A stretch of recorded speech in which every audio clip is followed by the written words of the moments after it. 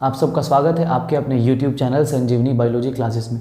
So students, आज हम लोग बात करेंगे बायोलॉजिकल क्लासिफिकेशन, जैविक वर्गीकरण, जिसमें हमने पिछले वीडियोस और पिछले लेक्चर्स में हमने देखा कि अर्थ पे बहुत टाइप्स के ऑर्गेनिजम्स रहते हैं। टाइप से मेरा मतलब है जैसे हम लोग एक टाइप के जीव हैं, जो ह्यूमंस हैं वो एक तरह के जीव जंतु है। उसी तरह से गाय, भैंस, बकरी, शेर, बाघ, चीता, पेड़ पौधे में, तो ये सब अलग अलग एक वैरायटी है। एक वैरायटी के बहुत सारे नंबर्स हो सकते हैं। तो वैरायटी यानी कि अलग अलग जो प्रकार की स्पीसीज, प्रजाति जीव जंतुओं की है, वो अराउंड मैंने बताया आपको 17 से 18 लाख है। एक तरह की स्पीसीज़ की जो संख्या है वो बताया नहीं जा सकता। जैसे मैं आपको राउंड फिगर में अपने जो हम लोग वैरायटी है, हमारी जो टाइप है ह्यूमंस की, वो लगभग 800-900 करोड़ है। ये एक वैरायटी की संख्या मैं आपको बता रहा हूँ। तो ये इतना ज़्यादा जो वैरायटी है ऑर्गेनिजम्स का, जीव जंतुओं का, अब उसको स्टडी करना साइंटिस्ट्स के लिए बड़ा चैलेंजिंग हो रहा था। तो आपको जब किसी चीज़ की स्टडी करनी होती है और आपके सामने बहुत ज़्यादा ऑप्शंस होते हैं, तो सबसे पहला काम आप क्या करेंगे?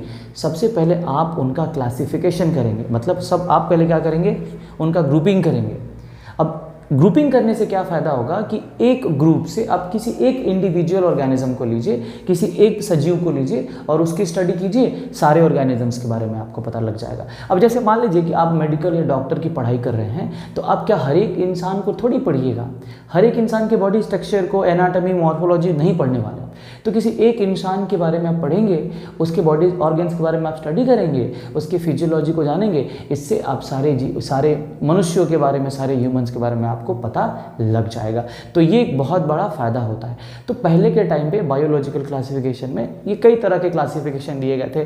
जैसे आर्टिफिशियल क्लासिफिकेशन दिए गए थे बहुत पुराने टाइम पे, 1000-2000 साल पहले। वो जैसे अरिस्टोटल थे, लीनियस थे, हीकल थे, कोपलैंड थे, बहुत सारे लोग थे। आर्टिफिशियल क्लासिफिकेशन बहुत ज़्यादा परफेक्ट नहीं था, क्योंकि उस क्लासिफिकेशन में वो लोग बहुत ज़्यादा चीज़ें नहीं देखते थे। क्लासिफिकेशन में आप क्या करते हैं? आप उन चीज़ों को एक ग्रुप में लेके आते हैं जो सिमिलर होते हैं, जो एक जैसे दिखते हैं। तो और बहुत बार क्या होता है कि हम बाहर से किसी चीज़ को देखते हैं तो कुछ चीज़ें एक जैसी लगती हैं, तो उनको हम गलती से क्या करते हैं? एक में डाल देते हैं। फॉर एग्जाम्पल फंगस और नॉर्मली कोई भी प्लांट ले लीजिए आप, जैसे मान लीजिए आप धान का पौधा और फंगस को ले लीजिए, तो फंगस भी प्लांट है और धान का पौधा भी प्लांट है। तो इस तरह से देख करके आप क्या करेंगे? उन्हें अब एक प्लांट के कैटेगरी में, मतलब किंगडम प्लांटी में डाल देंगे। लेकिन ये गलत हो जाएगा। आपने क्या किया? बाहर से देखा कि इसमें भी प्लांट जैसा स्ट्रक्चर है, एक जगह खड़ा रहता है और मिट्टी में लगा हुआ है, तो ये प्लांट होगा डेफिनेटली। लेकिन उसके अंदर जाने के बाद, उसको अंदर से स्टडी करने के बाद आपको ये पता लगेगा कि फंगस तो फोटोसिंथेसिस नहीं करता है। मतलब फंगस प्रकाश संश्लेषण करके खाना नहीं बना पाता।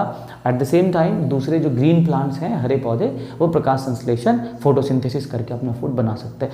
तो इस तरह से इस क्राइटेरिया पे दोनों खड़ा नहीं उतरे हैं, तो उनको हम अलग कर देंगे।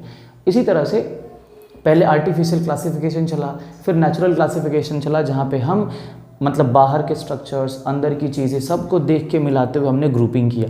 तो हम धीरे धीरे आगे बढ़ेंगे। पहले देखेंगे किस तरह से क्लासिफिकेशन का मोटो क्या है, हम क्यों क्लासिफिकेशन करेंगे। तो देखिए, a scientific procedure of arranging organism, ये एक प्रोसीजर है, ये एक प्रैक्टिस है जिसमें हम ऑर्गेनिजम्स को क्या करते हैं? इनटू डिफरेंट अप्रोप्रिएट का मतलब होता है सही ग्रुप में उनको डालेंगे। किस बेसिस पे? उनके सिमिलैरिटीज़ और डिसिमिलैरिटीज़ के बेसिस पे। जैसे मैं आपको एग्जांपल देके समझाने की कोशिश करता हूँ। सपोज करिए I have lots of marker, मेरे पास बहुत सारे मार्कर्स हैं। अब मैं कहूँ कि इनका आप ग्रुपिंग करिए, तो आपके दिमाग में खट से आएगा, सर आप ये ब्लैक वाला मार्कर हटा दीजिए, ये ब्लैक वाला मार्कर हटा दीजिए, क्योंकि दोनों एक जैसे दिखते हैं, तो ये एक ग्रुप बन गया। फिर ये रेड वाला मार्कर हटा दीजिए, रेड वाला मार्कर हटा दीजिए, तो इस एक ग्रुप में ये दो मार्कर्स आ गए। फिर ये अलग और ये अलग, यानी कि हमारे पास टोटल कितने ग्रुप्स बने? 4 है। तो सारे मार्कर्स ही, लेकिन ग्रुप कितने बने? 4। किस बेसिस पे? On the basis of their colour, इनके रंग के बेसिस पे, हाइट के बेसिस पे, लेंथ के बेसिस पे, थिकनेस के बेसिस पे। तो कुछ बेसिस हमारे पास होना चाहिए ताकि हम इनको अच्छे से स्टडी कर सकें। अब मुझे जानना था, मैंने क्यों ग्रुपिंग किया? मुझे जानना था कि ये मार्कर काला क्यों है, ये मार्कर रेड क्यों है, तो मैं इसको अच्छे से स्टडी करूँगा। बात समझ रहे हैं? तो अच्छे से स्टडी करने के लिए इनको अच्छा घर मिल जाए प्रॉपर, इसलिए क्लासिफिकेशन किया जाता है, वर्गीकरण किया जाता है। अब देखिए, तो सिमिलैरिटीज़ और डिसिमिलैरिटीज़ की, अब सिमिलैरिटीज़ के बेसिस पे तो आपने ग्रुपिंग कर दिया। अब जैसे कि इन दोनों को एक ग्रुप में क्यों नहीं रख सकते, क्योंकि ये सिमिलर नहीं है, डिसिमिलर है, तो इसको हमने अलग कर दिया। ठीक है, बात समझ में आ रही है? आगे बढ़ते हैं।